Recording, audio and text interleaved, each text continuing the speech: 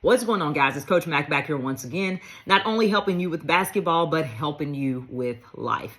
So today I want to talk about what I believe the biggest difference is between a good player and a great player. Not only a player, though, it's with anything in life. A good writer, a good artist, a good singer, a good, just whatever it is. Good speaker. Did I already say that?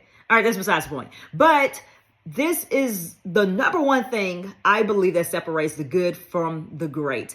And I'll talk about my brother. My brother goes to an elite sports school here in the States. And I asked him, I was like, so what's the biggest difference between the guys that you used to go to school with and the guys that you go to school with now? Like, is the talent difference really that big of a difference? And he was like, no, not really. And I would ask him, do you think so-and-so will be able to play and compete at this level? And he would say, yeah, I definitely think they would be able to.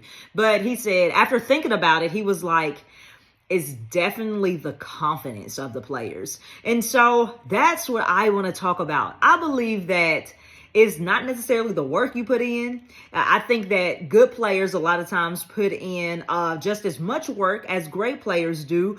But the biggest difference is the great players are confident in the hours that they put in. And it could be because of how hard they know they went during that time. They might know that they just didn't lollygag and go through the motions of the drills or the practice, but they exhausted themselves. They pushed themselves to their limits. That could be one thing that gives them that level of confidence. But I've seen it for I don't know how long, and I played against girls and teams like this. I played against people, teams especially, like they can be bottom ranked teams, and sometimes we would lose to those teams. And it's like, how in the world did we lose to that team? Like, we're more talented, we're bigger, we're stronger. How did we lose to that team, or how were they able to compete with us? And it was simply because of their confidence.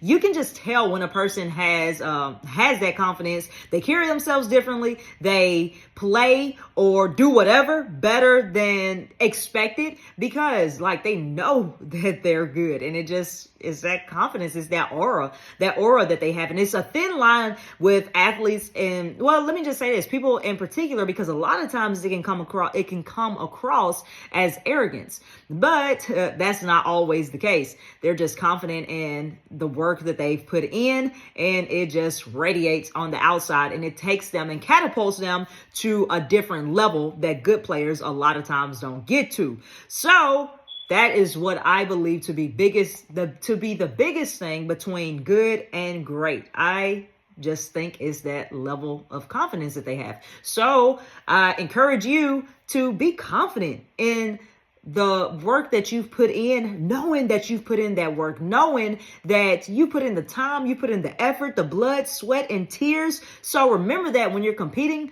or when you're doing whatever. Have that confidence as someone great would have, because truth be told, you're great too. That's just the only thing that's separating you. So as always, I hope this helps.